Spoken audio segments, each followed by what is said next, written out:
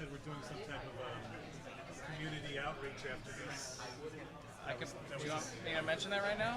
No, not now. After Okay. I said, can I ask Chaz to do the closing remarks, which is what I intended, but then he said no. There was some agreement last night that we're going to talk. You mentioned that we're just going to sort of do a talk back. Right. But should we say that we're going to do it, or should we just do it? I'll say it at the end of the esports panel. Then Awesome. I'm not going to conduct it, but I legitimately got times mixed up in my head while I was just up here. I'm really sorry about that.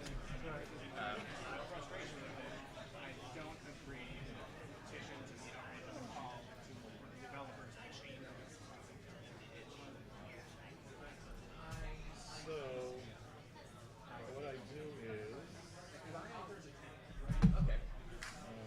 I imagine that it wasn't their intent to I have to plug this into one of these and on the other end of it into my computer, right? I imagine that piss off. Oh, here we go. Is this one?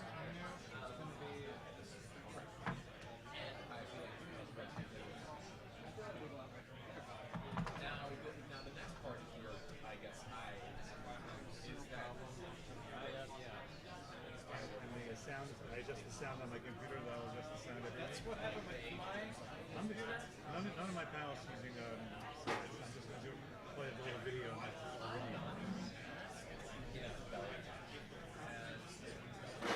Really just somehow lost our time. It feels like That last big. But we were talking about how social has not been and I imagine I would not would be ending our campaign by where the AAA company could do just a little something. Just a little something like try to just under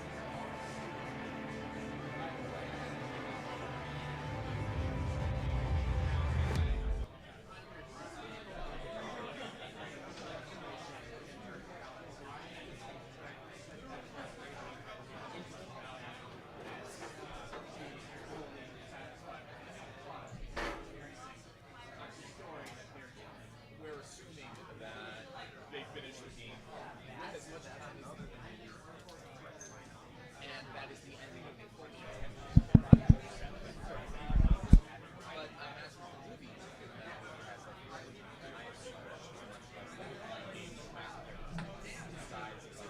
so I imagine perhaps they ran out of time. Perhaps they give us just a little bit more time.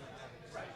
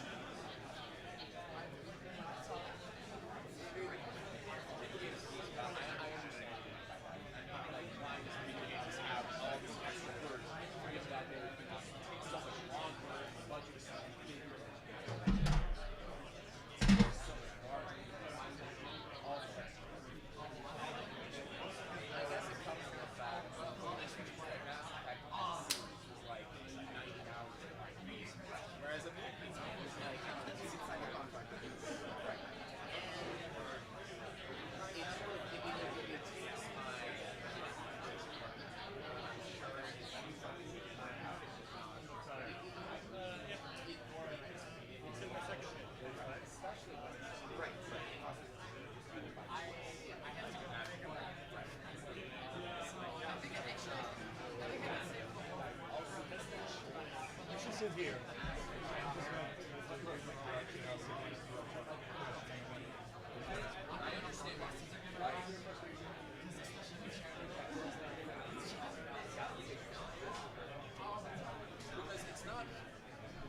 I don't think our panel can be quite as serious as ours.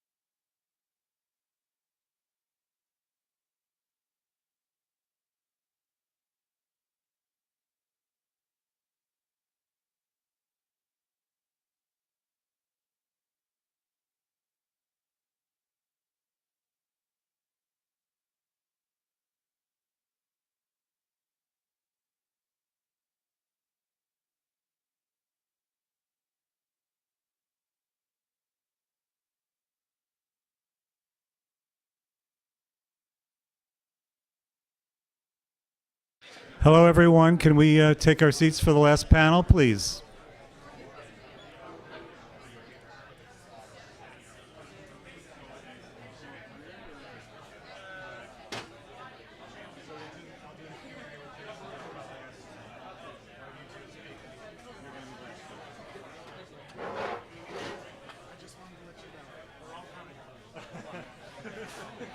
Is that from Airplane? Yes. Airplane? Yes. I sent it to him 3 times today. One more after the panel, yes.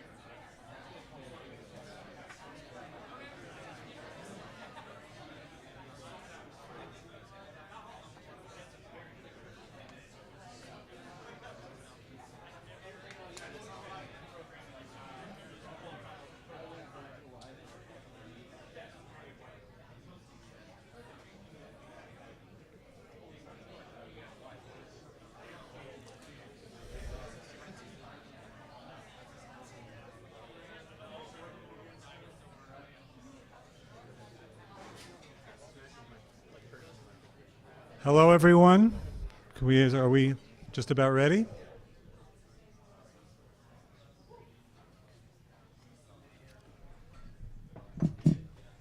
You know, I was just listening to Chaz's panel and about timing. We'll share. And it reminded me of a story some of you may have heard about Ernest Hemingway and the 6-word novel.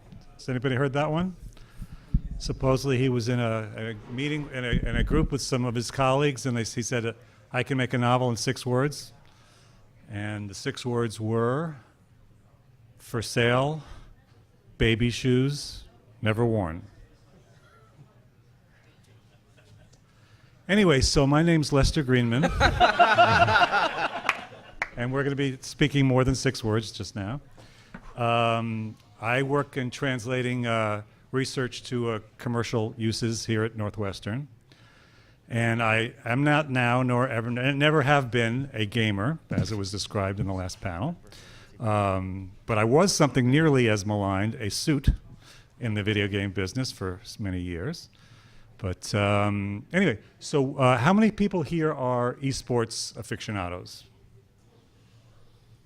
Oh, that looks like about 3/4. Okay. So I thought just sort of to get us going, I have a little video which one of our conference associates suggested, so it's maybe get the energy level up.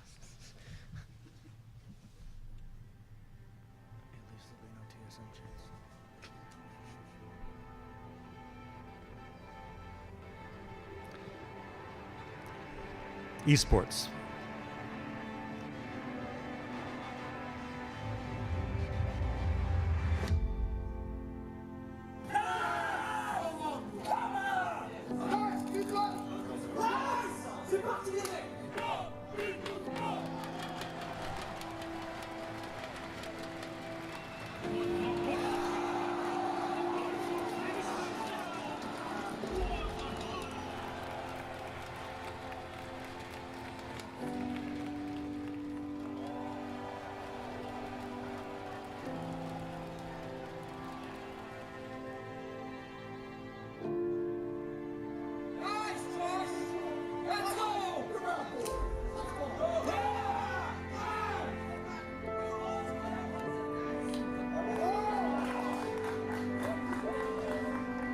I'm not going to show this whole thing, but hopefully that gives the feel of esports for those of you not familiar with it. So we're going to do this panel, and I'm going to talk with, well, first I'm going to introduce the panel, so why don't I do that right now. So from my left, Jason Chase, the production director for Hearthstone at Blizzard.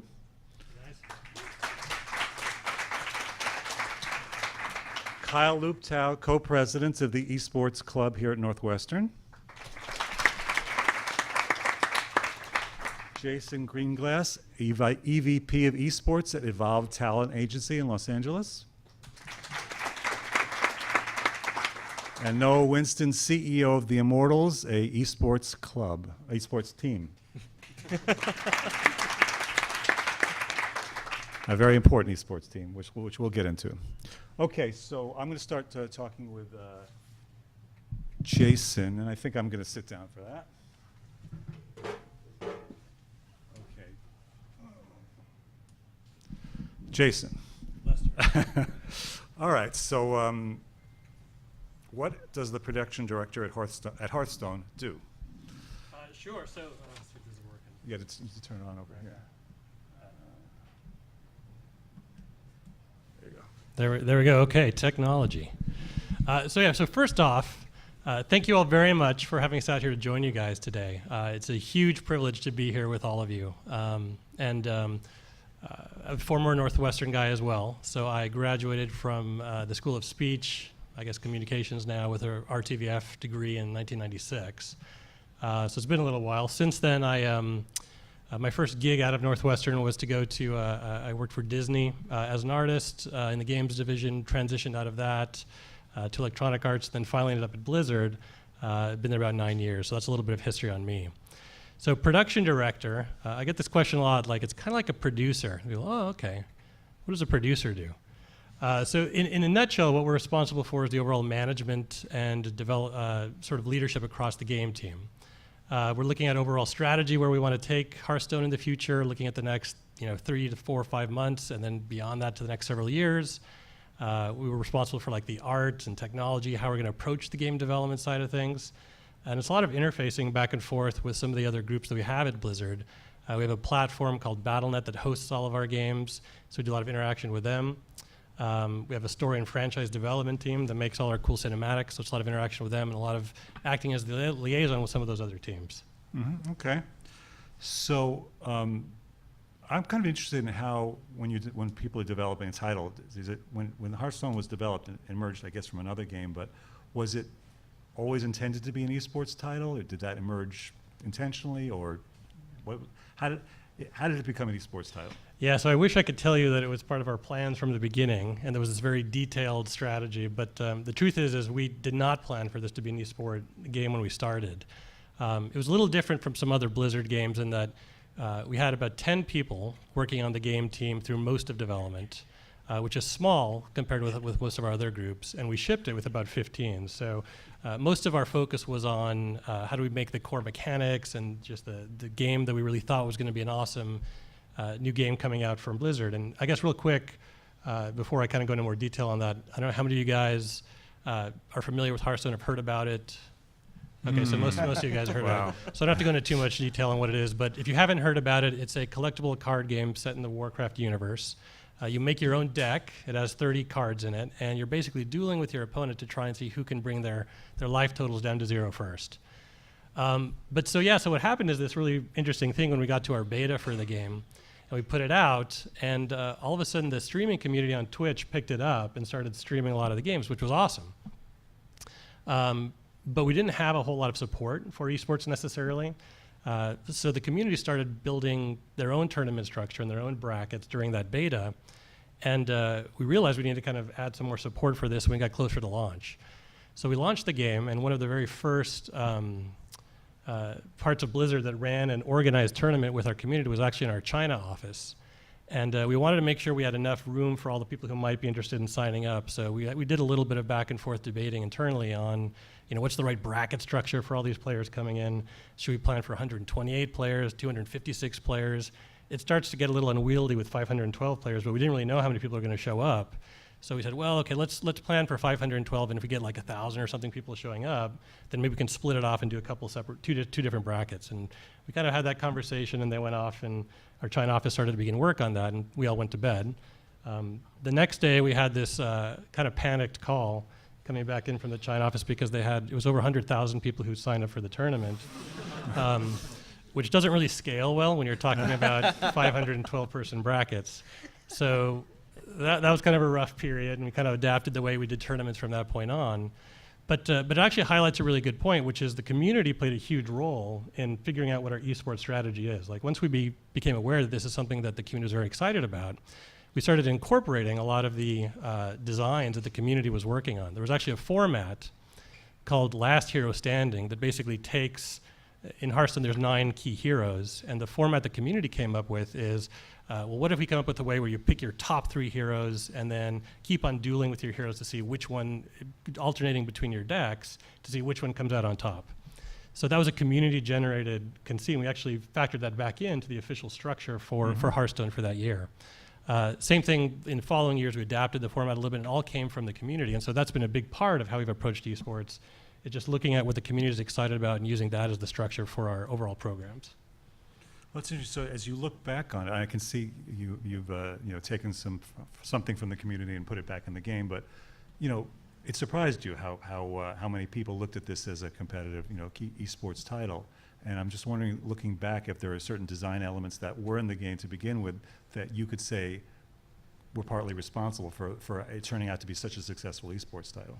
Yeah, I mean, so one thing that comes to mind is that Hearthstone is a fairly high skill cap game in that the person who's consistently executing better, and it might not necessarily be on a single match because there is a random element there, but over a series of games, the person who's a higher skilled player will usually come out on top. And then to really master the game takes just a tremendous amount of expertise and background playing the game. So I think that's one element. Another one I'd say is that it's fun to watch.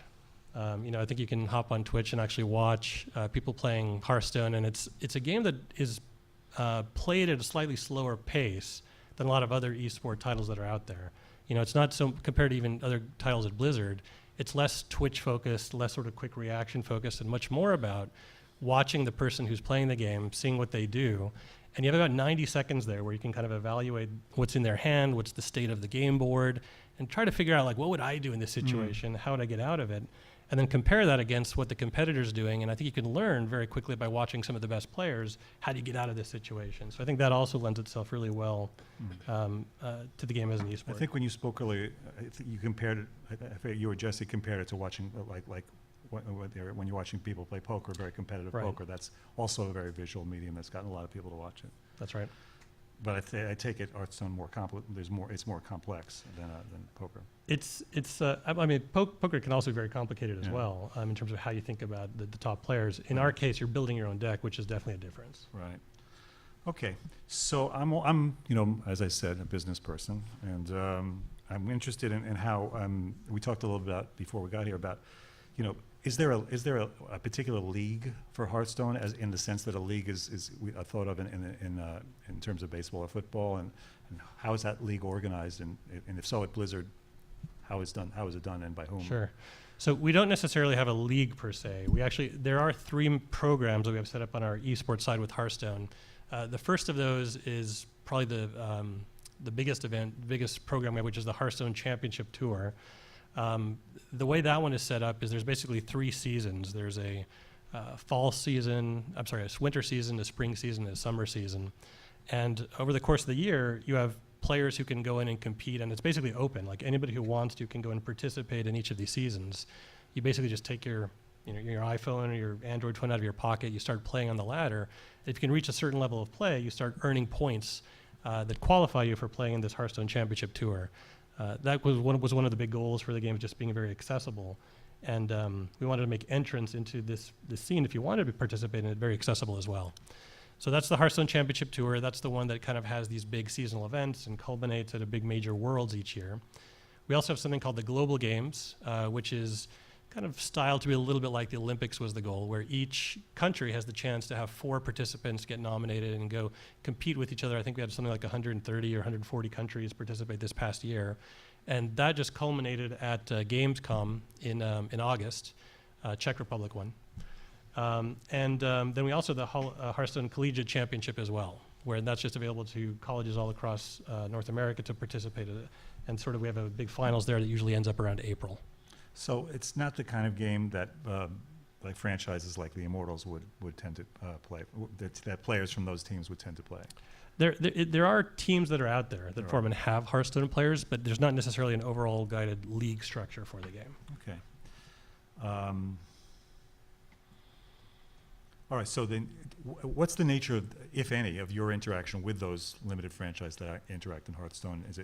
Do they have to work through you or be certified by you? Do they have to do you have to organize the way they participate, other than individuals participating in the tournaments? But do these franchises in any way do they have to be certified or approved by Blizzard?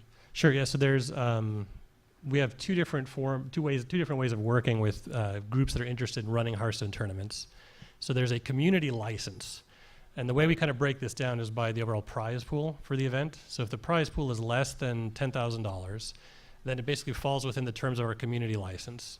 And that's basically like anybody who wants to run their own Hearthstone tournament just needs to look at it. There's some branding guidelines there, and we want to make sure that the sponsors, if there's anybody that one of these groups is working with, that the sponsors align with the values of Hearthstone as well. But so long as it's below $10,000, it's just using that generic license. Anything above that, usually they'll reach out to our esports team directly, and we actually have a dedicated esports team at Blizzard. And they'll say, here's what I want to do. I want to use this particular format. Here's the date it's going to be on. Here's the size of the prize pool. Here's kind of how we want the vibe of the whole thing to be, some of the visuals associated with it. And that'll go through an approval process because we just want to make sure that's obviously reflecting the game as well as it could be. So as we'll talk about, as Noah will probably talk about, there's a tremendous amount of money that's going into esports franchises, and I'm just wondering from the platform holder perspective. I mean, having these so much money involved with people, that these franchises are who are operating at several Blizzard platforms. Are there challenges in dealing with groups of that wealth and that size, and do they have some leverage over do they have additional leverage than more so than the individual player? There's always challenges for sure. We want to make sure that the way that these other groups that we're partnering with are coming into the esports scene reflects where we want to go with the game. But I also think there is a lot of opportunity that comes with that too. One of the things that we've been able to do because Hearthstone has grown a lot is that we can kind of improve the quality of the broadcast. One of the things that I don't feel like we're as good as we could be today. Looking at other traditional sports is how we're telling narratives and stories around the players, building rivalries and sort of following particular players over the course of the year. Some of that growth allows us to sort of build that narrative out for a longer period of time and hopefully build some affinity towards particular players. Right. Another thing that comes to mind is it gives us a chance to kind of broaden where we're actually having some of these esports events. Because Hearthstone has grown a lot, we actually had one of our championships in Shanghai this past year. And that gave us a chance to sort of really reach out to the China community, and that was super positive for the game as well. But I think the last thing that's actually a really good aspect of that is it means that you can find a way to be a professional in the esports scene. And I don't mean that just as a player, because obviously the prize pools grow as well, but there's all kinds of other roles and positions that have opened up now as a consequence of esports, as shoutcasters, as people running the overall broadcast. And I think that growth has also been a pretty good positive thing. And it's an interesting story, but because to be a sports fan, which I am, the stories and the narratives that follow the teams and history in games, very, very important. And that's usually the provenance, I would say, of sports journalists. So I'll ask you, what's your assessment of esports journalism, about where it is or needs to get to do that type of thing? I think it's there's amazing detailed coverage right now, and in fact, I think the quality of some of the stuff going into a lot of detail on particular players' stats and their backgrounds has been, tremendous amount of coverage, which has been great. One thing that I think is still missing a little bit is there hasn't been as much esports coverage that's not designed for the hardcore esports aficionado. I think more conventional mainstream sports have figured out how to tell awesome stories around the Super Bowl or the Tour de France or whatever, and there hasn't been as much of that really focused on a more mainstream audience yet. So would love to see more growth with that. Okay, we're gonna move on. So Noah, I'm gonna have you next. You can come to the dais or speak from where you are, either one. I'm good here. Okay. I can work with this. The platform is yours. Excellent. So for context, not only am I the CEO of Immortals, which is one of the newer breed of esports organizations, but coming up is my 2-year anniversary of dropping out of Northwestern. So that's very exciting. It's good to be back. No. So I guess what I want to talk a little about is esports at a higher level as a form of media and entertainment. And I'll keep it pretty brief because I do like saving time more for like audience participation than I do about monologuing.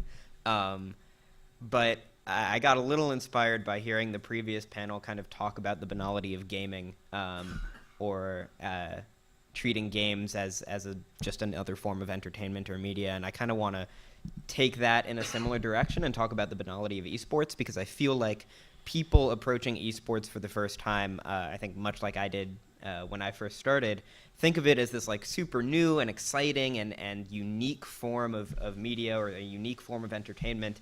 And frankly, at its core, I don't know that it is. I think esports, or the rise of competitive video gaming, has been more a result of kind of generational shifts in the way that content is consumed. I think you'd be hard-pressed to find a lot of people my age, or the age of the people in the audience, that get excited about the idea of paying $100 a month for a cable subscription that serves you 12 minutes of ads and 18 minutes of content in every 30-minute block. And so it's impossible to look at the rise of esports without also understanding kind of the context in which it came up. And that's a context that involves, just traditional game publishing. It's a context that involves kind of a shift in the business model of game publishers. And it's also a context that involves kind of the rise of OTT streaming platforms like Twitch as a way to deliver content directly to consumers. So I said I wasn't going to monologue. I kind of want to monologue more now. I'll keep it brief. So at least from my perspective, which is certainly not a particularly experienced or educated one in the game space, I was a consumer of games for a while, but that's about it. The modern era of game publishers and developers have, including Blizzard and Activision, have generally moved from this type of model where you put out a great game, you charge $40 to $60 for someone to buy it, and then you call it a day, into a model of kind of customer retention versus customer acquisition.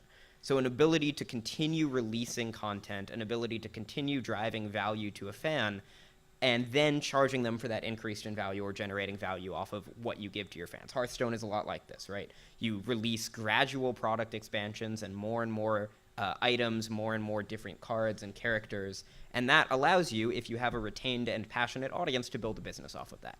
Games like League of Legends or Dota 2 don't charge you anything to play the game. You basically pay the publisher for increasing value by purchasing cosmetic upgrades for your characters or for your items. And that model being so different from the pay me $60 and call it a day model, I think drives a lot of what we see in esports. Because originally, esports was created or promoted by video game developers, not because they viewed it as standalone business, not because they wanted to spin up their own leagues that they could raise millions of dollars around, but because it was a form of advertising as a way to retain users as part of their games for longer. If I'm a League of Legends fan, eventually there's only so much League of Legends I can play in a given month, and maybe I start getting a little bored of the game. But the idea of League of Legends as an esport, as a spectator event that I can go and watch online, not just something that I play and participate in with my friends or people at my skill level, that gives a long tail to the game content that you don't really see as part of the core game experience. So esports started off as part of that expansion of a new business model in the way that game developers and publishers do business.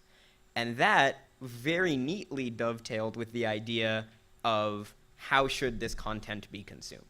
Because it's one thing to put out competitive video gaming content, but if that lives on a cable network, it's very hard to get people to pay $200 a month to watch competitive video games that they don't really even know if they like or not on a cable television network, especially because a lot of this demographic doesn't have cable subscriptions or even TVs. So the rise of the retention-based game developer led to kind of a condition ripe for competitive video gaming and video gaming content outside of the core game experience. And platforms like Twitch allowed that content to be served directly to a fan or player of the game without having that high upfront cost of a cable package subscription that you needed to hit. And if you had a PC that was capable of playing League of Legends, you probably have a PC that's capable of watching League of Legends. So the OTT platform side is also a really important piece in this overall growth of the esports ecosystem, because that's what basically brought down the barriers to participation and to viewing. If I want to watch a football game, I'm stuck going to a sports bar or paying a bunch of money to do it and watch it from home. If I want to watch a game of competitive League of Legends, there's pretty much 24 hours per day where I can log on online and do that completely for free. And given the 85% usage rate of ad block among the esports demographic, I don't even have to watch any ads while I do it. So that created an ecosystem with massive participation and massive audience, because all of the barriers that traditionally get in the way of me watching what I want to watch or consuming what I want to consume, those barriers didn't exist, because the content, rather than being an end product, was instead a form of marketing. Like, League of Legends esports is the greatest form of advertising ever invented because people want to watch it. It's not an ad. And that creates an environment in which you have, again, large audience, global audience, and also sticky, retained audience that doesn't go away just because things get a little boring for 1 week, the same way it can happen on a cable show. So all of a sudden, you have massive audience, you have tons of people watching, and then everyone wants to figure out how to make money on it. And that's kind of where we come into the equation. I think over the last few years, as the scale of esports has grown a lot of the game publishers that started off treating it as a form of advertising have kind of come around to the idea that this isn't just a form of advertising, this is a standalone business the same way the NFL or the NBA is. And within the NFL and the NBA ecosystems, you need the league level, which kind of the publishers provide, either League of Legends with their League of Legends Championship Series or Activision Blizzard with Overwatch League. And then kind of just below them in the ecosystem, you have the teams that participate there too. And so 2 years ago, I dropped out of Northwestern to move to Los Angeles and start an esports team called Immortals. It's been kind of a wild ride. We have a bunch of investors now, among whom are Lionsgate and AEG, who own the Staples Center, as well as a bunch of other venues all around the world. And so our place within the ecosystem is, I think, in a really interesting spot, because we're in the midst of this transition from teams as kind of marketing tools for publishers to teams as standalone businesses that maintain their own fan bases, that create their own content, and that establish themselves as unique creators of value in the same way that a Los Angeles Lakers or a Chicago Cubs does. Again, I don't want to monologue for too long, so I'm going to kind of wind this up, but Okay. I think at a high level, you don't need to understand how to play the game of League of Legends to appreciate the way that the esports ecosystem and content ecosystem around League of Legends has changed. And hopefully there will be more opportunities in this brief panel, but also after this brief panel in your lives, to learn more about the way that this space functions and the way that it also implies, I think, upcoming changes in traditional media and entertainment markets as kind of generational consumption habits change. You know, your analysis reminds me of MTV, because I've heard it often said that, you know, those music videos were simply created as marketing vehicles to market music, to, you know, make it, you know, basically as, you know, commercial video ads. And it became an art form and a business of itself afterwards, when people realized how popular they were and people tried to monetize it, just as you're describing the way esports evolved. Yeah, and I would I wasn't really around for the heyday of MTV. But if I was, I would say that I'm sure MTV faced many of the same difficulties that esports is right now, in terms of how do you commercialize something that has a kind of rabid grassroots fan base that demands authenticity from the people that participate in it. So the esports fan base, as much as they do want to be taken seriously and treated as the same level as a basketball or a baseball, also react fairly negatively to the idea of large corporate sponsors coming in, or negatively to the idea that they might need to pay to consume this content, or that they might be shown ads while they consume this content. Right. So, like most people, they want all the good stuff without having to pay for it. And that's their right to demand it. And it's my job, and it's a game developer's job, to figure out how do we create something bigger and better out of esports without losing the specialness that helped it to exist in the first place. Okay, thank you. Jason? So well said. I sit on the other side of the table from Noah most times. This is the same side. I think the first time we ever sit on the same side of the table. My name is Jason Greenglass. I'm the Executive Vice President of Evolved Talent Agency based out of LA. I am a recovering attorney.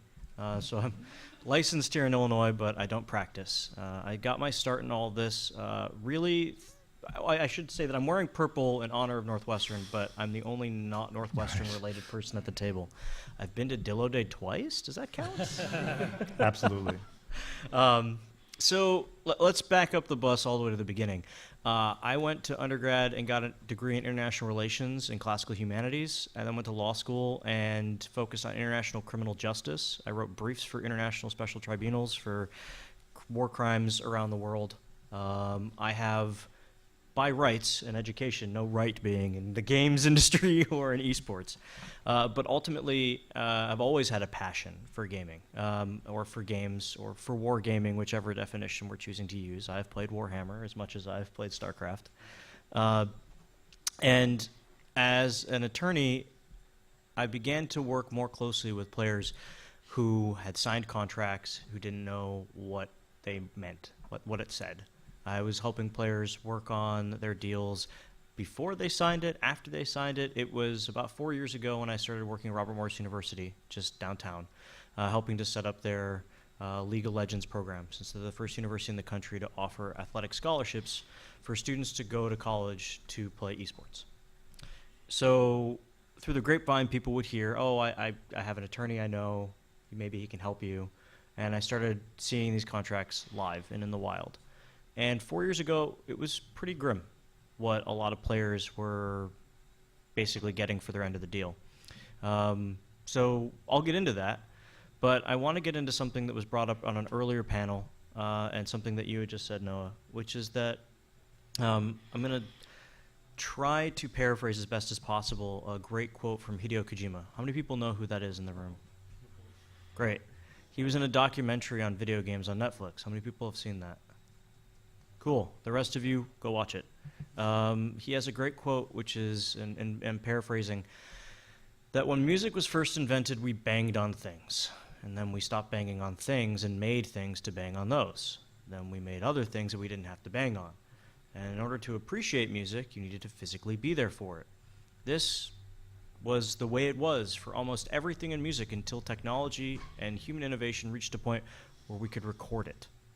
And then you didn't need to physically be there to listen to people banging on things. And now we're at a point where the recording exists in sort of this ethereal digital space of ones and zeros, of somebody that made something half a world away with an instrument you've never heard of, with a voice you didn't know was physically possible. Our way of consuming music for our entertainment has vastly changed to the point where it might be magic to somebody who was born 100 years ago. But what music is hasn't. And I think the same could be said about the competitive spirit, or the idea of what it means to have a passion and play, as we talked about boys roughhousing in the early 19th century. That spirit is still there, but our innovation, our technological advances, and our leaps and drives forwards has changed the way in which we pursue that, which we engage with each other. And through that effect, that's where I see myself and what we do at ETA as a necessary part to step in between the publishers and the org owners and make sure that the players have a voice, that they have somebody that says, this is your value, this is your passion, let's not lose sight of that. What are your goals? What are you going to feel happy about, and what is going to be your dream and your vision? And I don't blame you for being slightly biased, but this wouldn't be a fun panel if I didn't take conflict with you somewhere. But I believe that esports are bottom-up driven, not top-down driven.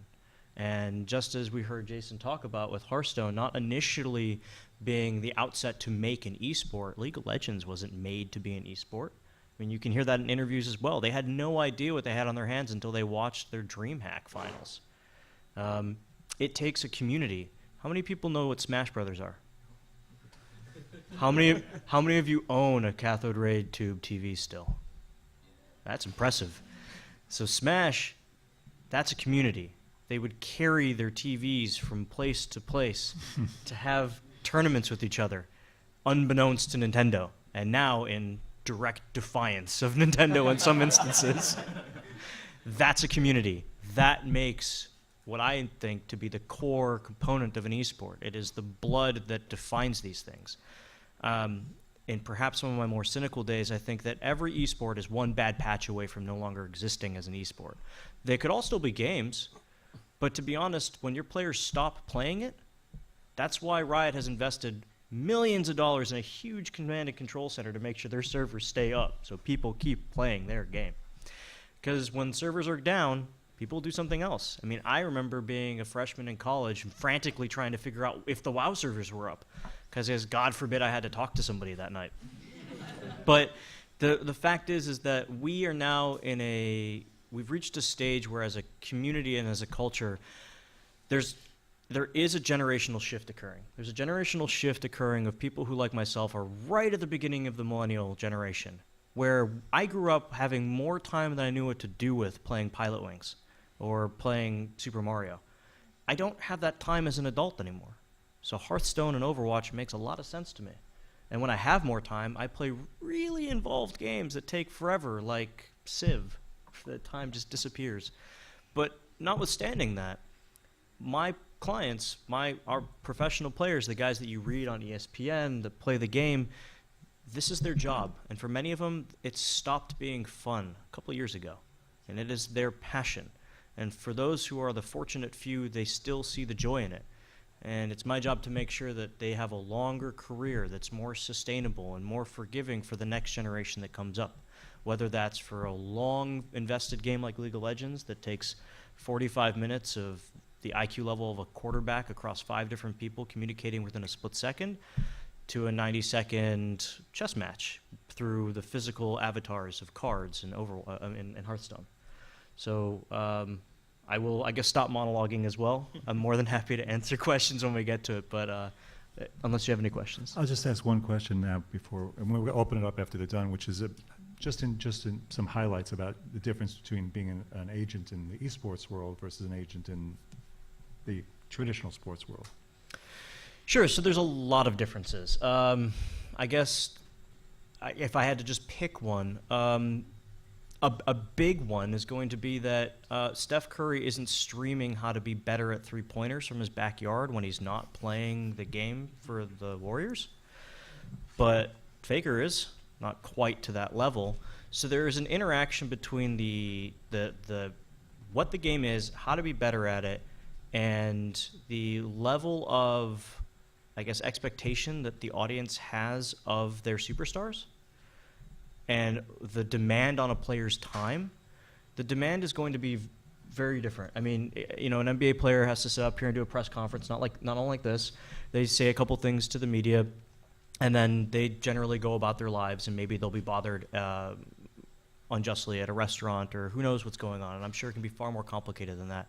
But for many esports aspirants or even professionals, a great deal of the sustainability of their passion that serves, as Noah has pointed out, to be an advertising model for publishers or for the aspirational pursuit of an organization that they want to see grow into something more, i.e. what TSM used to be when Reggie was a player, and then what CLG used to be when Hotshot was a player, that have since grown into something so much more. There needs to be a greater level of engagement with that audience on a day-to-day basis. The very consumers that are labeled as bad gamers because they're visceral and they're hateful and they're unforgiving are the same people that my clients have to court day in and day out for their patronage to subsist on a living that provides the mechanism by which we have a new ecosystem in this market can branch out. So I don't know if I could pick a smaller one or a bigger one, but that's certainly one that comes to mind. Thank you. Kyle? All right. I'm Kyle Liptow, and about 3 years ago, I helped to found the Northwestern Esports Club, and for the last 2 years, I've been president, and I've just now stepped down to my successors. But mostly we play Super Smash Brothers and League of Legends, and we have secondary support for Overwatch and Hearthstone and Counter-Strike Global Offensive, alongside a bunch of other games. So while I would love to keep talking about what's been talking about on these other panels, I kind of want to focus in on one college and kind of the struggles that we've faced. And the big one has been recognition. Esports is still relatively new in America and is not quite taken as seriously over here. And so we're just kind of now starting to see programs like at Robert Morris University, where they have official programs, they're offering scholarships. And at Northwestern, we don't have anything remotely like that. So our big trouble has been finding that kind of recognition and doing what we can with what we have. And as you mentioned earlier, Smash is a very, very, very grassroots scene. And we carry our CRTs to tournaments. We carry our GameCubes and our Wiis to tournaments. And I mean, myself, there are 2 CRTs in my apartment. There are 2 CRTs in my car, and there's one that I keep on campus. And I've carried, I think, probably 4 or 5 Wiis and a Wii U to different tournaments on campus and off campus. And so with that kind of support, we're able to, function as a club because our club members, and not just me, are willing to go out of their way to give ourselves the ability to play this game. But at the university, it's really difficult to find that kind of support. When we initially wanted to become a club, it was just the Smash Club, and we went to them and we said, hey, we have like 200 members, we have 20 people coming in every day, once a week, can we have club status? And they said no. So we went over and talked to the League of Legends Club and we said, hey, do you guys want to go at this together? And so we formed the esports club together, and they couldn't refuse us, and we won an award, so there you go. But we still kind of struggle with that kind of thing. I think this last year we went to ASG, who is in charge of giving funds to different clubs. And as I understand it, there's a bunch of money that can go towards clubs, and the average, just given how much money they have and how many clubs there are, is a few $100s. I think it's somewhere between $200 and $400. And so we said, okay, well, we don't usually ask for that much money. We don't strictly need a lot of money because it's provided, our players provide a lot of this stuff for us, but we don't have a streaming setup. And that's one really cool thing that we could do that would really add value to what we have for our players. So we asked, okay, just $400 to $600 for a bare bones minimum streaming setup would be amazing. And they came back to us and they said, how's $20? And Do you have a ham radio? we don't. But it was, and at this point, as of today, the Smash Club Facebook group has over 380 members. The League of Legends Facebook group has over, I think, 190 members. And we meet as a club 3 times a week, getting anywhere between 10 and 25 people in each meeting. And that, I believe, makes us one of the largest and most active clubs on campus. And we have ASG when the average funds is $200 to $400 offering us $20. And so it's a struggle to get that kind of recognition. And I think, obviously, conferences like this are a great step towards kind of legitimizing things like esports in the eyes of university administration.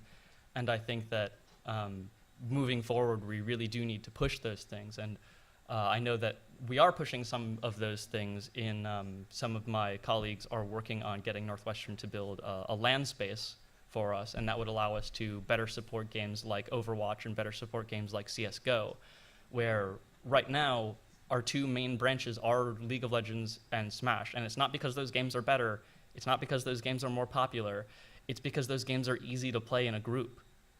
Because Smash, everyone's used to dragging their CRTs and their setups into a room to play with each other. They've been doing that for, it's like 17 years or something.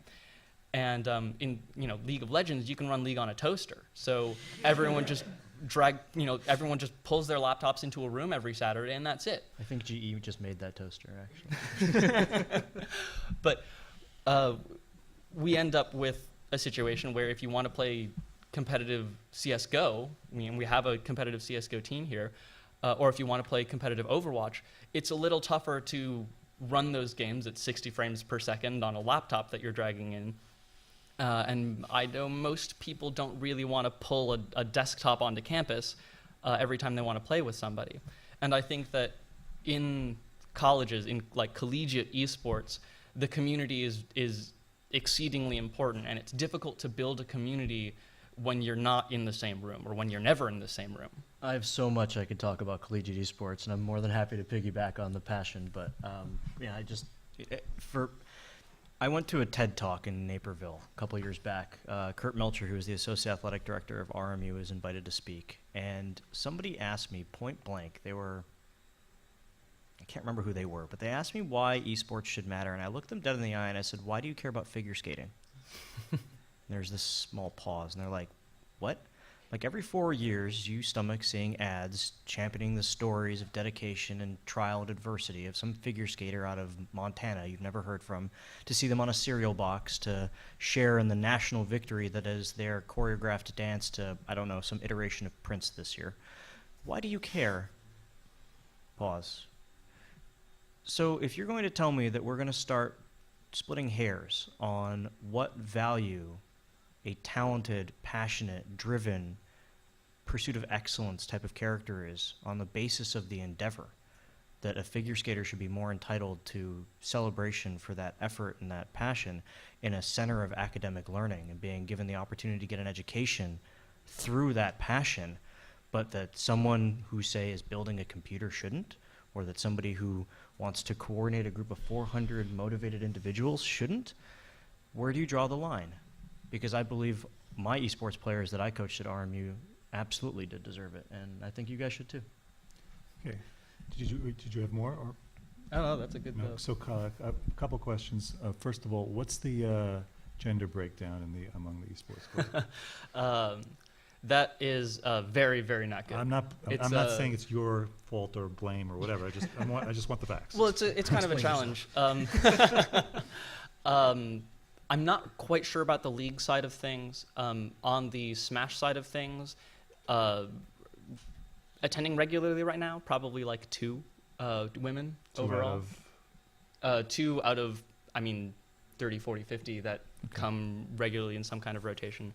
The current vice president of the Smash Club is one of them. And she's probably the only one that comes, consistently to almost every meeting.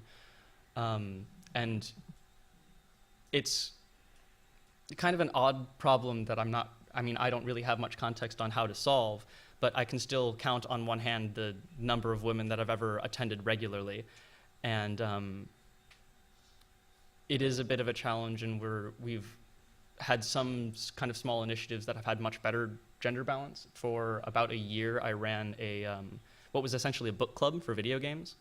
And the split there was actually 50-50, I think. And so that was really good. But I think it's also difficult to have a space that is welcoming when, by default, it's just like 25 guys in a room. And it's hard not to feel out of place, even if no one is, actively against you or actively unwelcoming. And, we do what we can, and, we have basically a no tolerance policy for any kind of like homophobic or misogynistic language or behavior.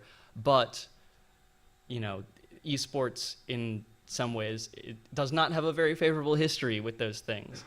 And so it can be kind of hard to separate yourself from that in its entirety. Thanks. Okay, I'm going to ask one more question, then I'm going to open it up, so get your questions ready.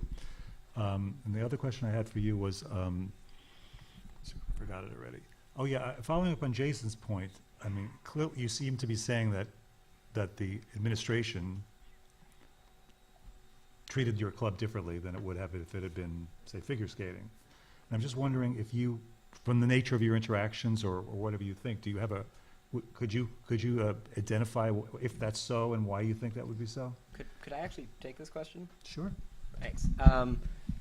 When I was still at Northwestern, I was Speaker of the Senate for ASG.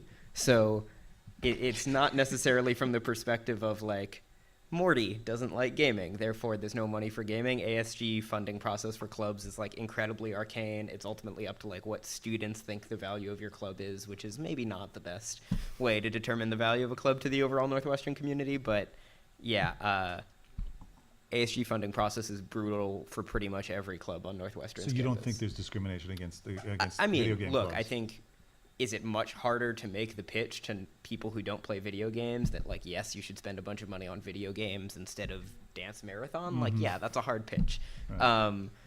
Do I think that it's, like, every other club is getting exactly what they ask for, and the gaming club is the only one that's not? Absolutely not, right? Okay. Nobody gets what they ask for from ASG. Okay, fair enough. Okay, so, you want something Yeah, else? so I just wanted to talk a little bit more about the experience we've had with the administration. I think that, again, I know that most clubs don't get what they want. And there have also been issues with other pieces of the administration. Obviously, there's infrastructure for things like varsity sports that we've tried to kind of piggyback on, and that hasn't worked. But I do want to say that there have been very specific small parts of the administration that are very, very supportive and have been extremely enthusiastic. Deborah Blade, who has been the director of the game room in Norris, has been one of them, and she, before we even had official club status, gave us the game room for free. It usually costs money for clubs to reserve once every week, and now we get it twice every week. And she has also done a lot to help us organize larger events. And so what I found is that a lot of the people at Northwestern that are, their job is to interact with students and to organize events for the students, are really, really excited to see things happen. And they really, really want things to happen. And it always comes down to, well, but it's not entirely up to me. And that's always where the sticking point is. And there's some, you know, up in the upper echelons of the administration and the bureaucracy, some kind of resistance that we can't quite push through. RMU wasn't too dissimilar. There was always somebody that needed a little bit of, either I guess, convincing or pushing or seeing the light. I don't mean to be dismissive of figure skating. I don't mean to be derisive of that. And I know, and I get, the general vibe in the room is not that that's what any of you perceived it as. But I think that there is what collegiate can represent, and this is getting real aspirational, so bear with me on this journey. But in traditional sports, we have a way of, for lack of a better word, an indoctrination, if you would, of our children for youth soccer or little league or youth football, where at a young age they're exposed to things like perseverance, discipline, time management, respect, camaraderie, teamwork, respect for one's elders. There's a whole process set up through our grade schools, or our middle schools, and our high schools, into college of how to progress through that in any given various sport. And these young adults will either succeed or fail on their own merit on what they put into it at each of those levels in those sports that then can help people cultivate making a decision on whether or not they can succeed at the professional level. So the tie-in here between collegiate and professional is right now, most of the professional scene, I'd say like 99% of it, because I can think of 3 examples and they all came from RMU, 99% of it are like they pulled themselves up by their own bootstraps. There is no infrastructural support below the professional level for an esport aspirant or professional. No one's helping someone understand what it means when you're 12 or 13 or 14, how to tough through a difficult situation with a teammate and become a competitor, and what the mindset of a champion is. And I think there's a real missed opportunity at academic institutions to not seize on this, to engage a underserviced, underappreciated, underutilized subset of a highly motivated community that wants to be part of this, that's striving to be part of it, that's yearning for it. And I would greatly love to see that impact on both the professional world and, conversely, in a very modern way of thinking about it, the professional world on it. As I think that there are professional aspirants or people who have gone pro who could stand to actually have the opportunity to go back down to get a degree that they passed up on because 4 years ago they didn't have that opportunity. Use that to maybe coach and offset the cost of their education. So I think that there's a true place for it. Okay, so we have a good panel, so any esports question, whether we've touched on it or not, is open. So we're going to take questions now. I'll start with you. This is for Noah. First of all, go Immortals at Thanks. What do you think I'm watching right now? Cheater. So, you mentioned a little bit in your talk about how like the community can be kind of toxic because of how like young it is and that kind of thing. And yet, you were one of the few CEOs who's known for your presence on Reddit and like your ability to handle the community, what with like Lisa and KMG more recently. But like, Don't remind me. but you're one of the few people who can handle that. And as somebody with very little business experience who's relatively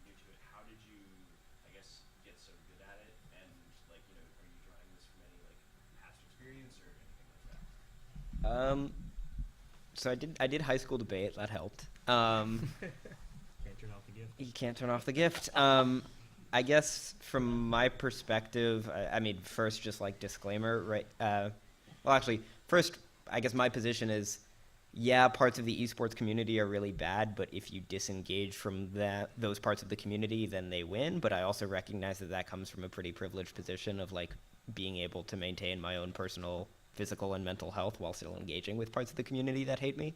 So that's not to say that like there's some sort of moral obligation to engage with people that don't like you and that abuse you online. But at least from an instrumental perspective, I found that it's a lot easier for people to hate you online if they aren't talking to you. It's a lot easier to kind of hate like a figurehead or a cardboard person or a cardboard cutout of you. It's a lot harder for them to like insult you and say bad things about you and your team if you're there talking to them, explaining why you make the decisions you make, and inviting open and honest debate about whether or not they agree with those decisions. So from my perspective, I was faced with two choices. I can either not engage and then, basically just get strawmanned into oblivion, or I can engage and, that doesn't mean that people are going to come away at the end of the day agreeing with me, but it does mean, I guess in order to engage in a conversation with someone, you kind of have to, at some level, acknowledge their basic humanity. And if you would acknowledge someone's basic humanity, telling them to go die is like not the most easy thing to draw from the product of that conversation. Okay, next. So my question is for Jason Chase. So a lot of esports athletes, their livelihood sort of relies on the state or the meta state of the game.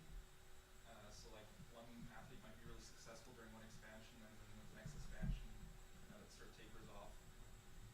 And I know Blizzard prioritizes in their design things like fantasy and the fun element, and like in Hearthstone, for example, RNG can be really fun, but for an esports perspective, it might sort of differ. And how do you address concerns of the volatility of the medium as esports becomes more and more its own thing? Like, at what point do developers have to sort of let loose and maybe have a third party come step in for regulations?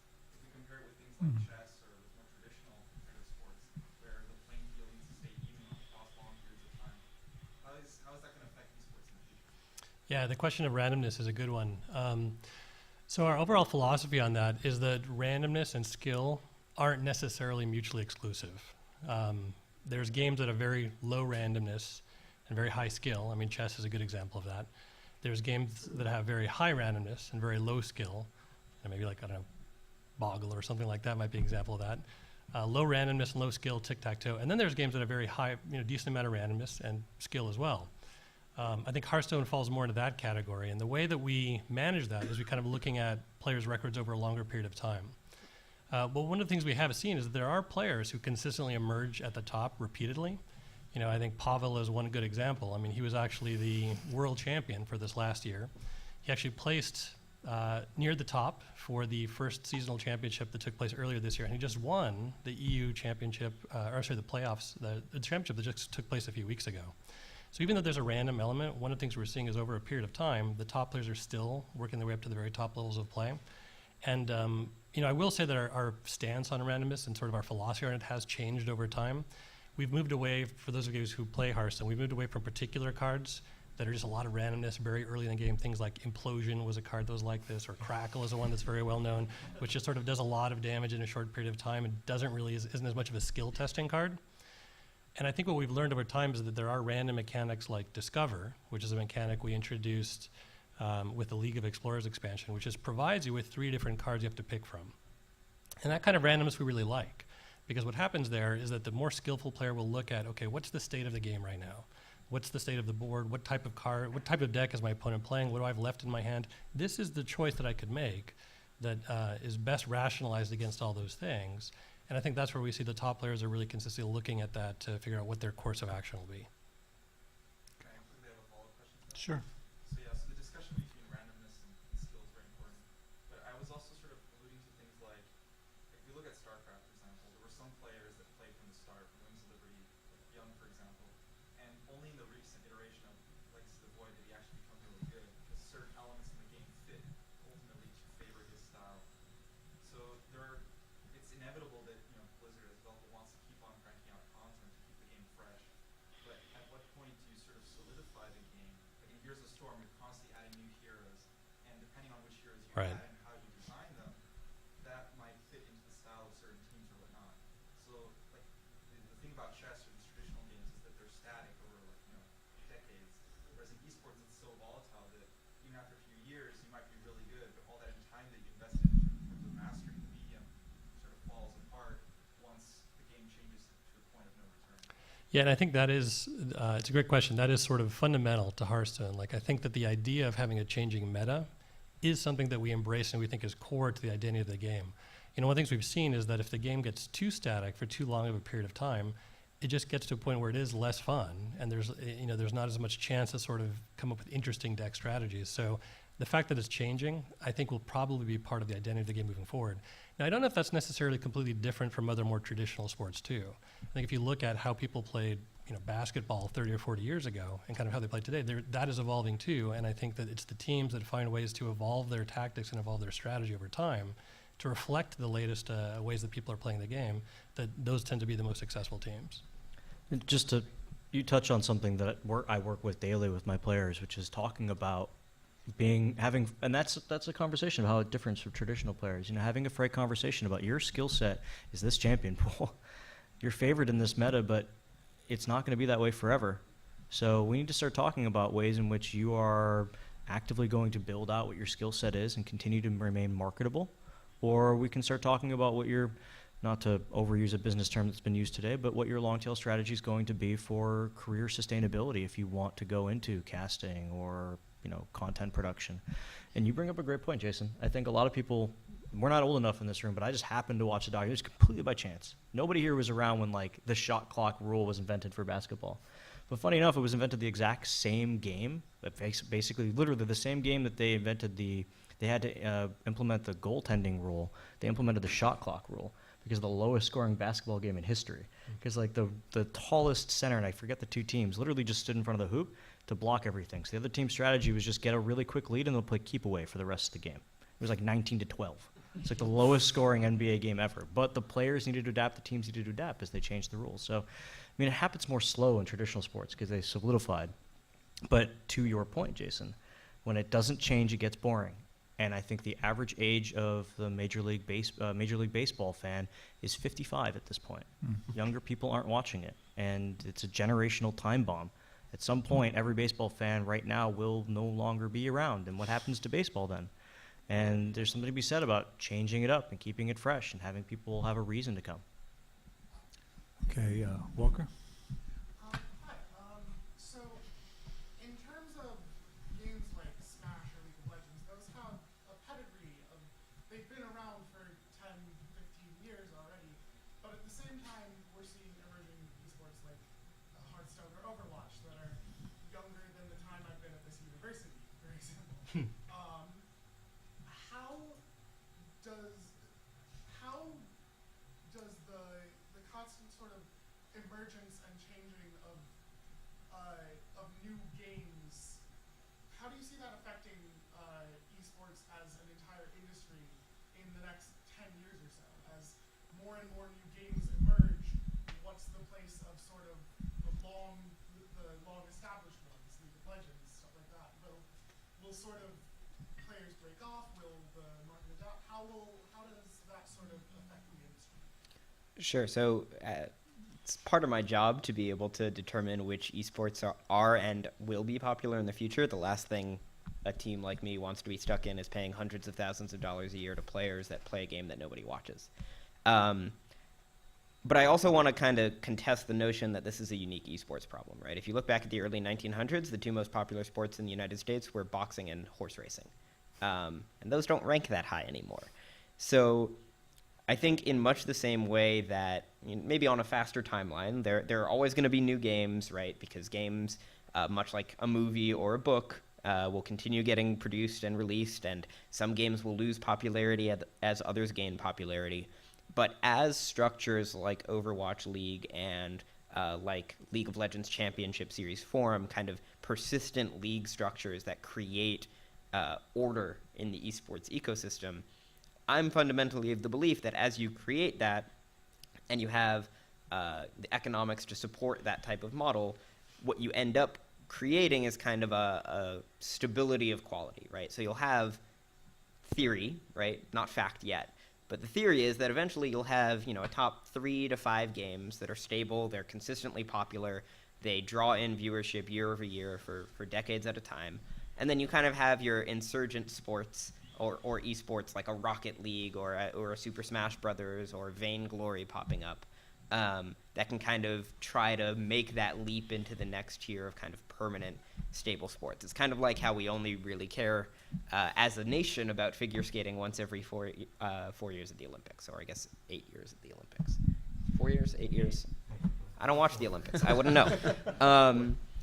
But Some people care about it all the time. I'm not one of them. So I think when we look at the way that the esports landscape shifts as more games get created, ultimately a lot of it's going to come down to the people making those games and maintaining those leagues, right? Maybe Activision Blizzard tomorrow comes out with a new card game that they want to replace Hearthstone. I don't think that'll happen, but theoretically it could. At the same time, right, I think even though the early days of esports have been pretty unstable in terms of games gaining and losing popularity based on ever-shifting tides, as more structure comes into play from a publisher level, from a league level, from a platform level, from a team level, I think that stability helps create an ecosystem in which those constant shifts just aren't necessary. I think that to kind of follow up on that a little bit, the other kind of thing that gives stability is the fact that we can just perpetually keep a game updated now.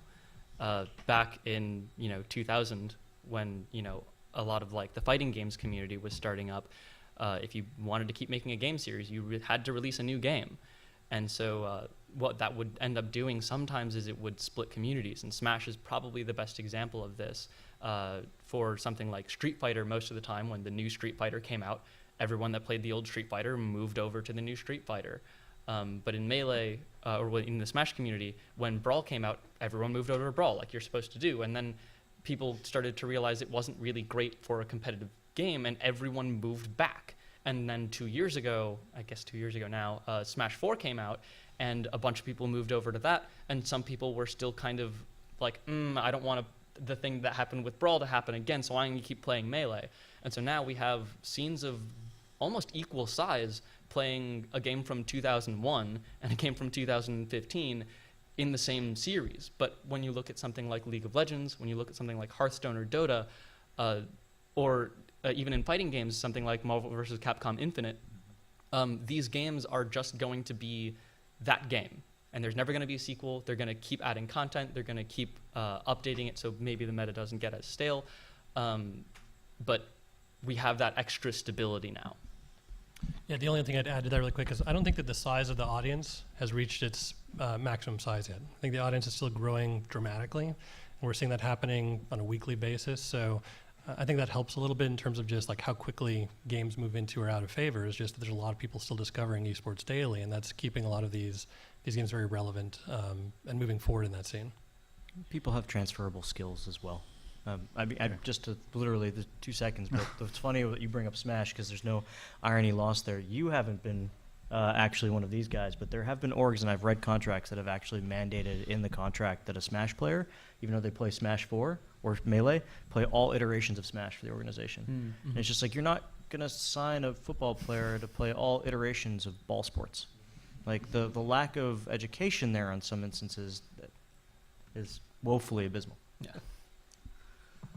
I'm curious about like the role and like just how teams kind of work within the esports space, because the way that a lot of people choose sports teams is like the geographic tribalism situation. How does that work across originally getting teams, and then also how does a team function across different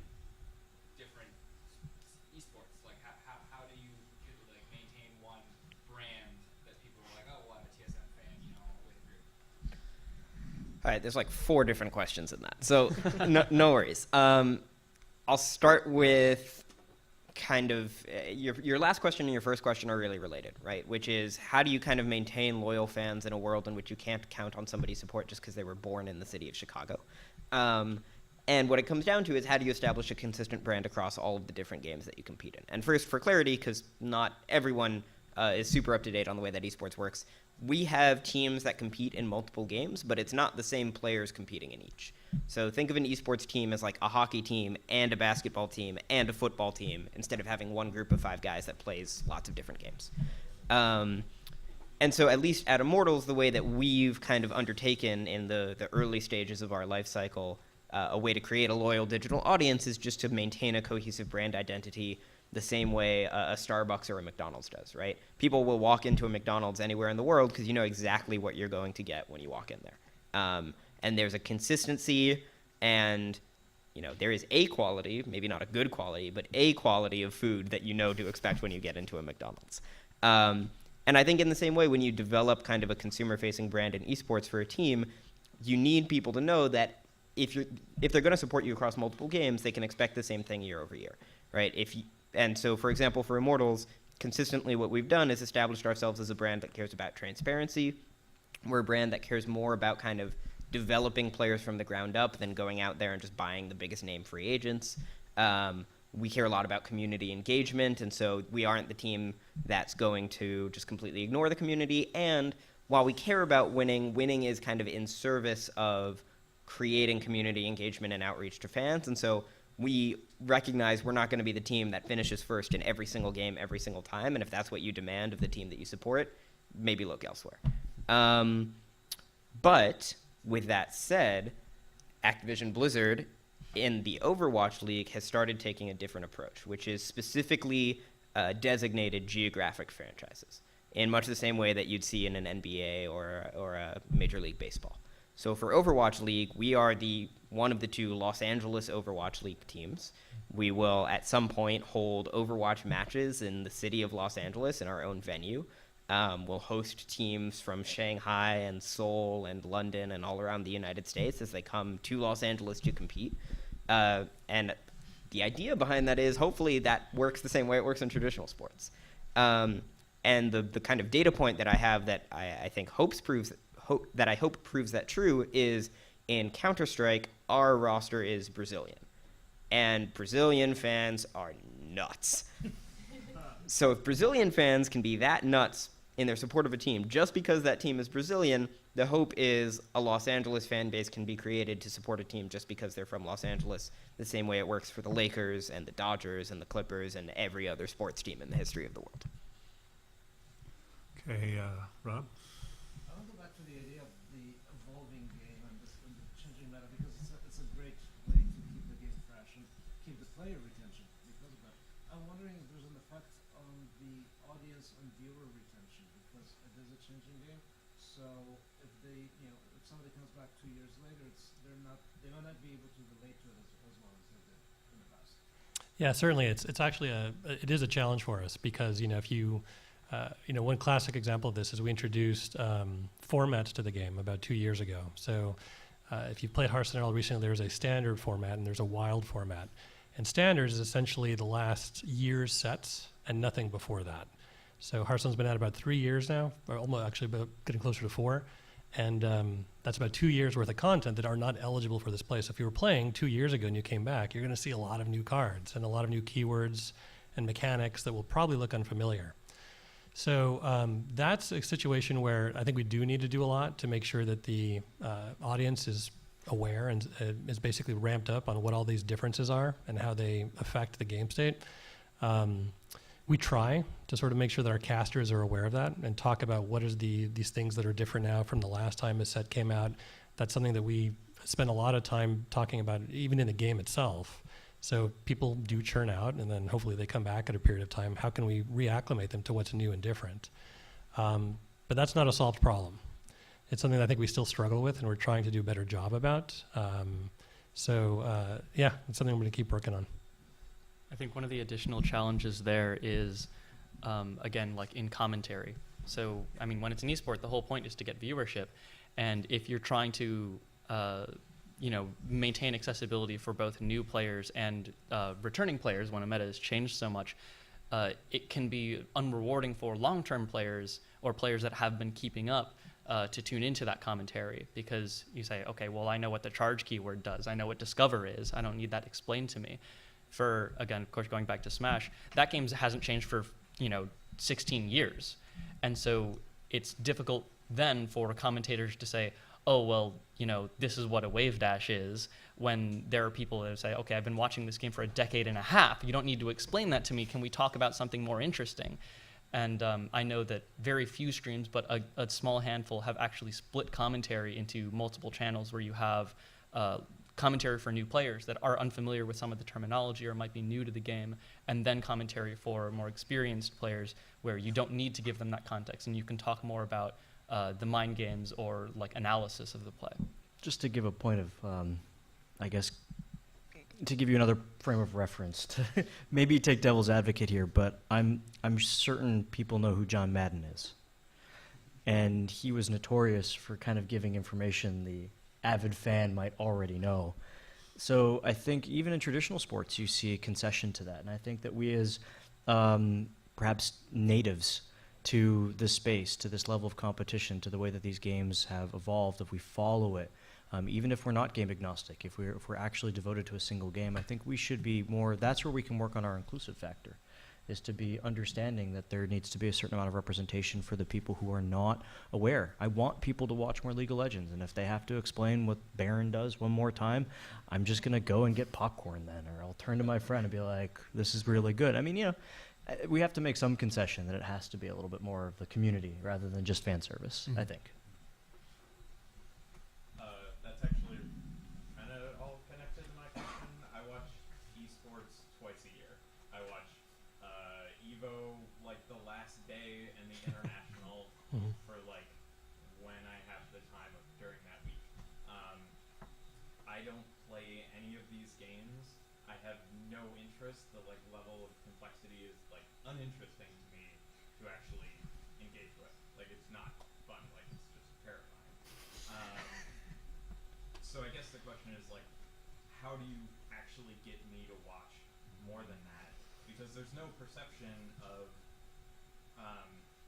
without like Tobywan or whatever explaining the amazingness of a move, I have no perception of it. Like if I turn on baseball and you see a home run, you're like, you immediately appreciate the skill involved with that.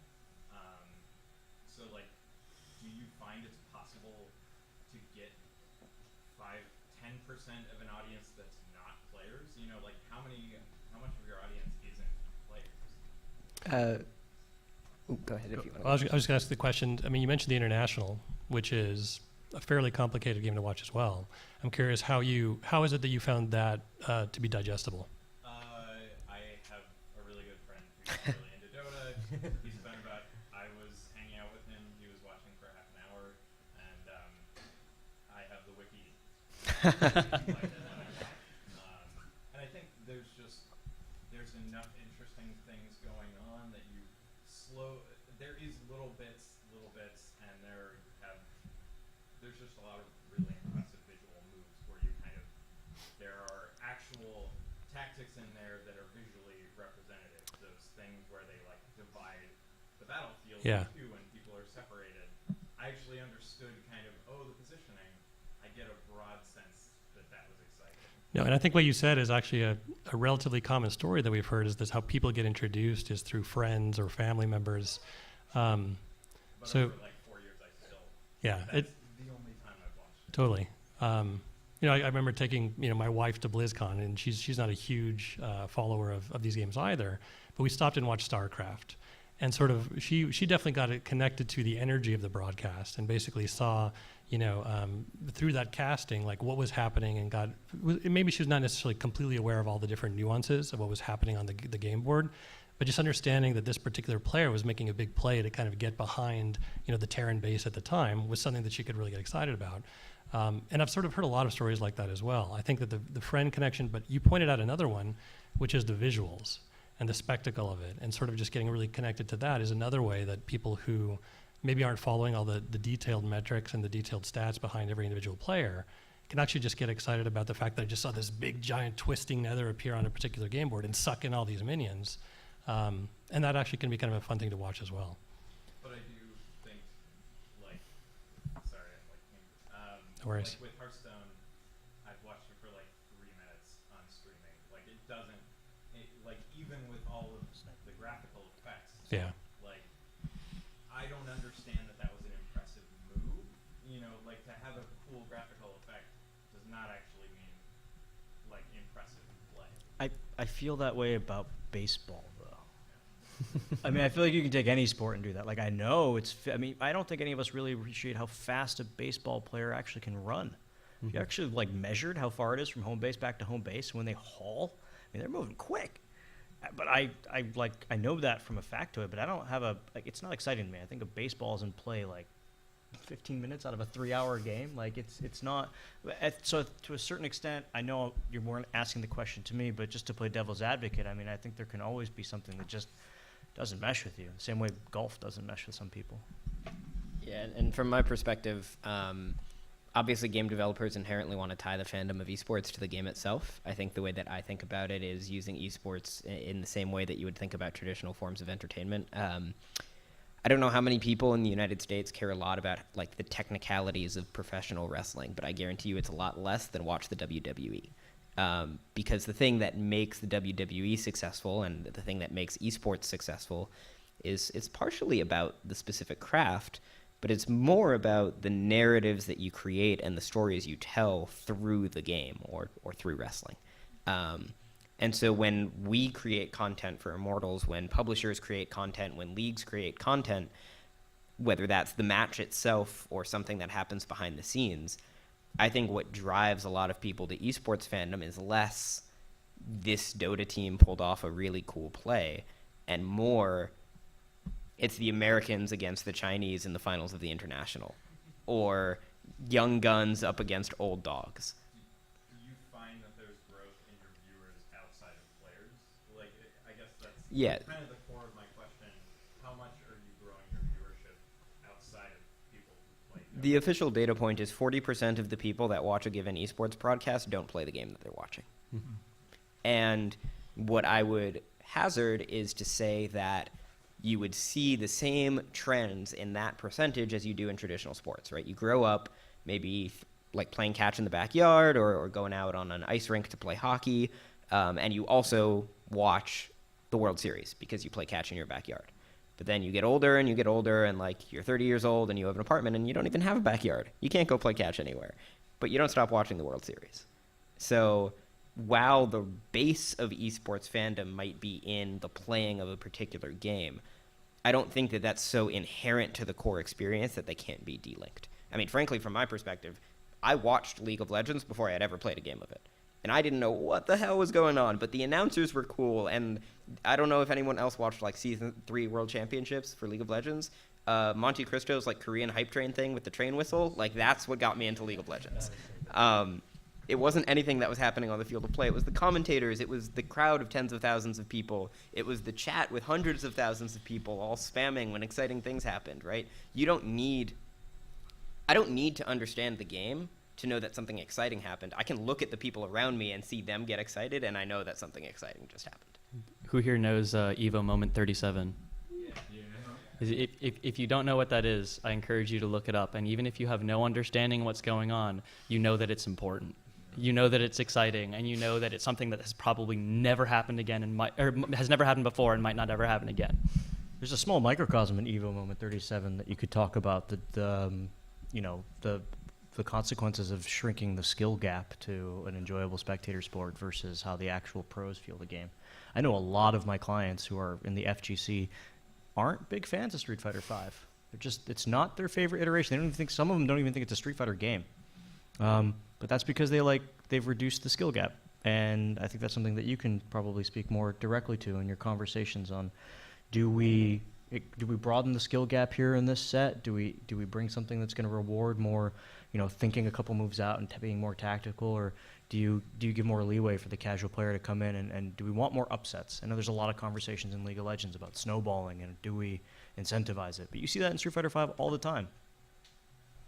Yeah, I mean, and I don't know that they're necessarily, again, mutually exclusive. I think you can have provisions for more casual players coming in, and at the same time raise the skill type within the context of the same set. So Yeah, and I it think might it's be always a balance. Yeah, and I think maybe it might just be exclusive to Street Fighter because there's so many nuances that probably from a game design, the people who are into game design might appreciate, but those might not. But you need it to be perfect, literally perfect to do what happened in that moment versus and someone who needed to be so in tune for it. I mean, that is almost Daigo was, and he's the guy who pulls off this great thing in moment 37, but he is almost the quintessential esport professional in that moment. If you go back and you watch it, and for some of you I'm going to ruin this for, but that's fine, it's great, and you'll watch it again and again. But the guy to his right is Justin Wong. He later goes on to become another tremendously successful Street Fighter esport player in his own right. But if you watch that video, I don't know if you noticed, but he's going like crazy on his fight stick. And he's literally, none of that input matters because he's sitting right next to his opponent. And that's something that League doesn't do. That's something Dota doesn't do. I mean, hell, that doesn't even, you sit across from each other in Hearthstone. But Justin is going crazy on his fight stick because he wants Daigo to get distracted from all of his movements. He wants him to hear his inputs messing with his timing because of what his hand-eye coordination has to do. And the fact that Daigo needed to perform at that level, under pressure, without you knowing that he needs to be frame perfect, without you knowing how the input needs to be done, I think you can get that level of excitement that Noah's talking about and that Jason's talking about as well. Okay, these are great questions, but we are going to have to limit it at some point, I suppose.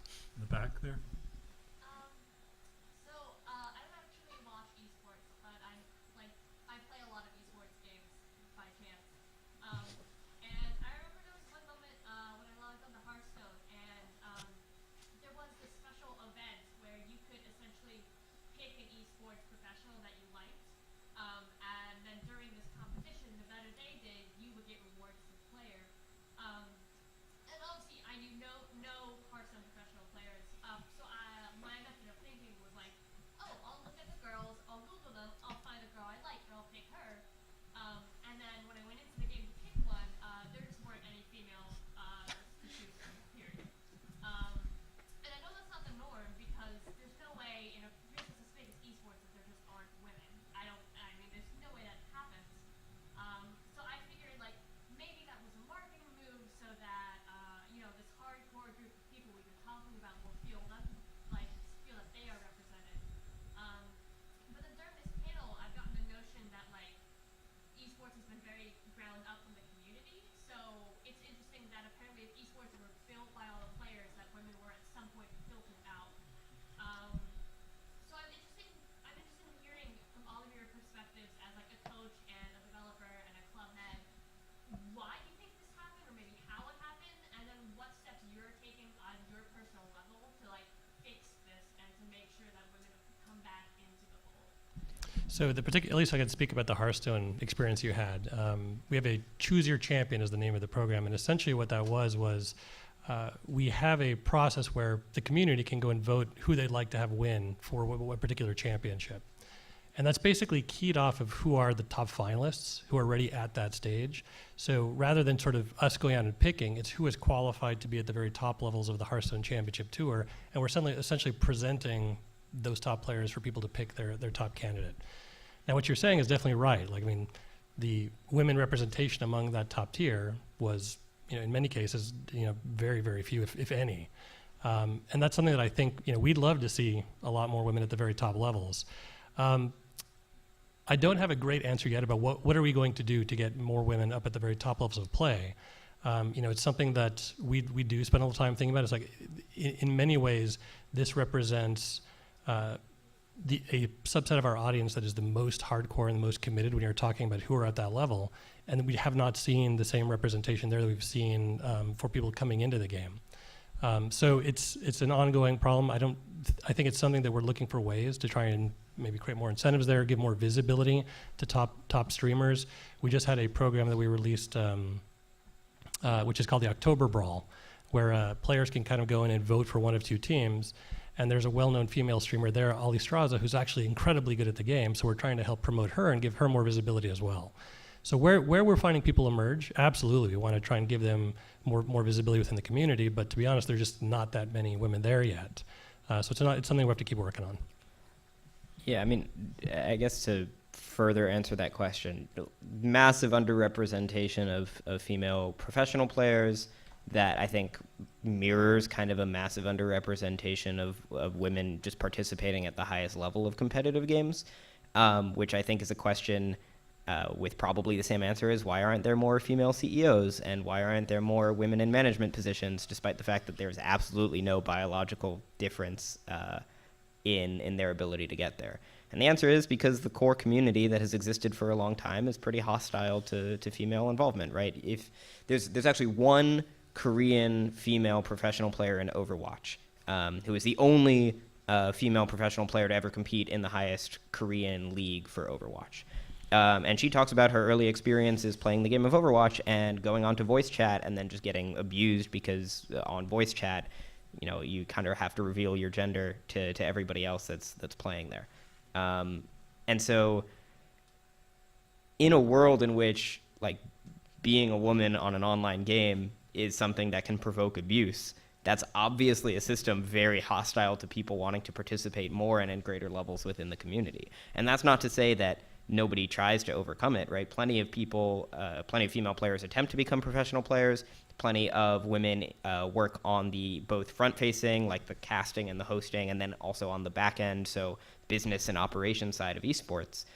But to get to the professional level is already such a small percentage of the overall player base that when you take into account how hard it is to become a professional player for anyone in general, combined with the existing kind of structural and societal discrimination, nobody's been able to kind of break that glass ceiling yet in the United States in like League of Legends or in Counter-Strike. So what are we doing to fix it? On the publisher end, I just think like greater controls and greater moderation of the community is needed. At least on the team end, it's a little hard to do like affirmative action for female professional players because given the skill discrepancy even between a high tier and a medium tier professional player, it has a dramatic impact on the team. So kind of instead what we've taken steps to do is create an environment in which if there is a female player of professional caliber, it's an environment much friendlier for her to kind of join and interact with. So for example, we've recently made the shift from all of our players for a particular team living and working in a gaming house, so all living together in the same space, basically like a frat house for a video game team. We've made the shift to everyone having their own individual apartments and going into work at an office building every day, maintaining a better separation between their work life and their personal life. And of course that's good for all players, but that's also really good and probably disproportionately good for a potential professional player who's female, because then you're able to kind of create a more comfortable environment in your personal life while also still being able to interact in a professional environment where there's more discipline and structure than there is in kind of a house where you have to live 24/7 with your colleagues. Other stuff that we can do, we have an extraordinarily strict community moderation policy on our fan communities, like even lots of things that wouldn't even trigger like game moderation systems trigger our system to make sure that we're doing our best to create a welcoming community. And we do try to make sure that we elevate the female members of our fan community to kind of moderator or administrator positions so that they can take the steps themselves to kind of create a friendlier face and place for female fans. But it's still very possible that we can do all of those things and everyone else can do the right thing, and it still takes years to produce the first kind of all-star caliber female professional player, just because the all-stars that you see today have spent 10 years, 12 years, 14 years playing these games before they ever hit the pro stage. And even if we make all the right changes right now, that doesn't mean that instantaneously tomorrow someone will be ready to assume that mantle, but also that's not a reason not to make all the changes right now. Okay, well, unfortunately, the good news is there's a lot of great interest in esports, which is appreciated, although all good things must come to an end at some point. Three things I want to do. First is to thank everybody for coming. This was, I mean, in the organizing committee, this was, I'll say, I think, a labor of love, and you know, we're very proud to have put on the first ever video game conference at Northwestern, and we feel very hopeful that there will be more, and we appreciate all of you being here for the beginning of something big, hopefully. Second thing I want to do is thank this panel for doing such a good job, and please give them a round of applause.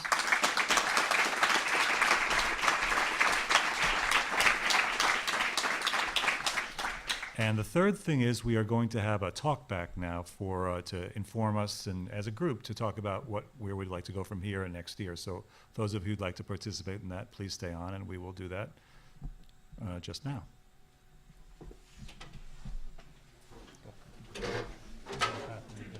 Thanks. Thank you, guys. Everybody was great.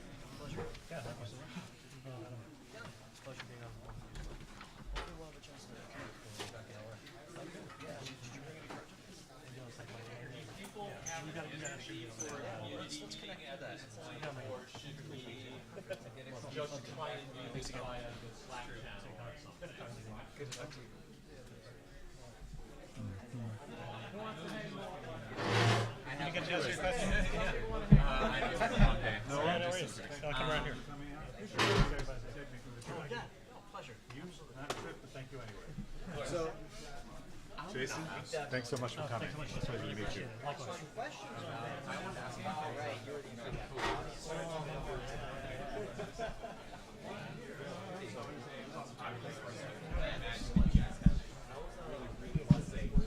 One more important announcement. The non-charted territory game jam soft opens right now.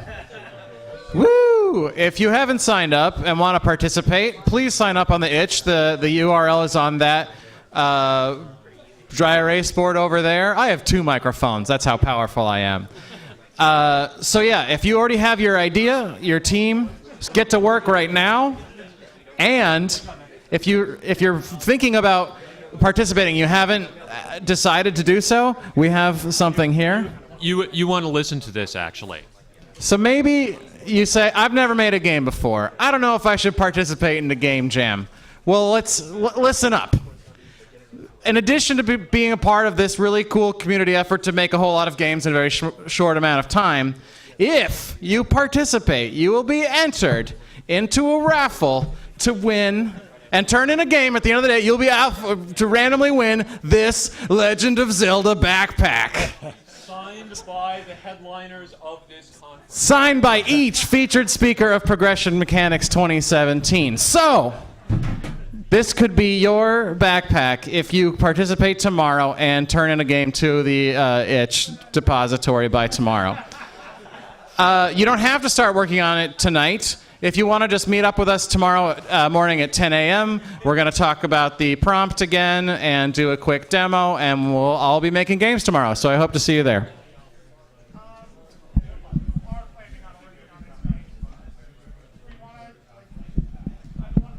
If you want to work on the game tonight, talk to Walker right now.